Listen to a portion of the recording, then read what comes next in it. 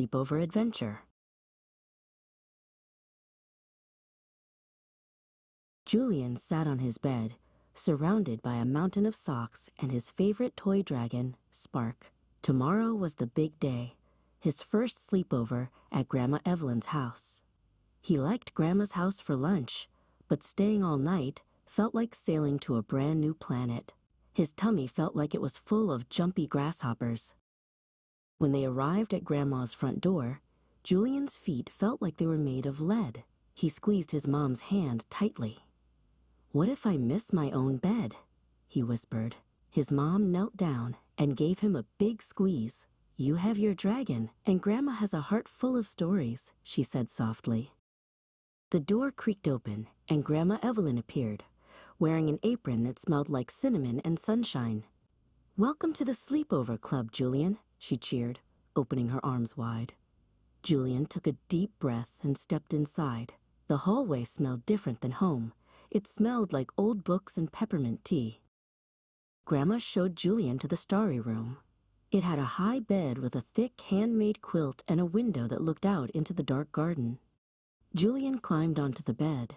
It was bouncy, but it was very quiet. He clutched Spark the dragon and wondered what the grasshoppers in his tummy were doing now. "First rule of the Sleepover Club," Grandma Evelyn announced. "We must make the secret midnight biscuits." Julian forgot about the quietness. They went to the kitchen and mixed flour, sugar, and giant chocolate chips. Julian got to press the fork into the dough to make little patterns. While the biscuits baked, they sat at the wooden table for moon soup, which was actually tomato soup with star-shaped crackers. Grandma Evelyn told stories about when she was a little girl and how she once tried to catch the moon in a bucket. Julian laughed so hard, a star cracker nearly flew out of his mouth.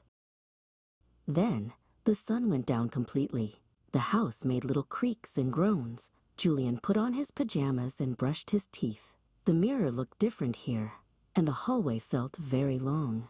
He missed the sound of his dad's footsteps in the hallway at home. Grandma Evelyn appeared with a glowing lantern. "I have a special job for you," she said.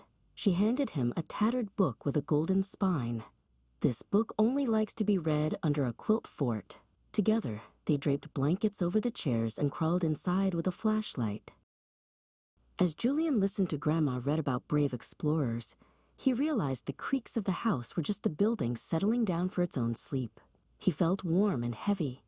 He snuggled into his pillow, tucked Spark under his arm, and watched the soft glow of a nightlight shaped like a seashell. The next morning, the room was filled with golden light and the smell of pancakes. Julian ran to the kitchen. "I did it, Grandma. I stayed all night." Grandma Evelyn flipped a pancake high in the air. "You didn't just stay," she said. "You explored, and the Sleepover Club is always open for you."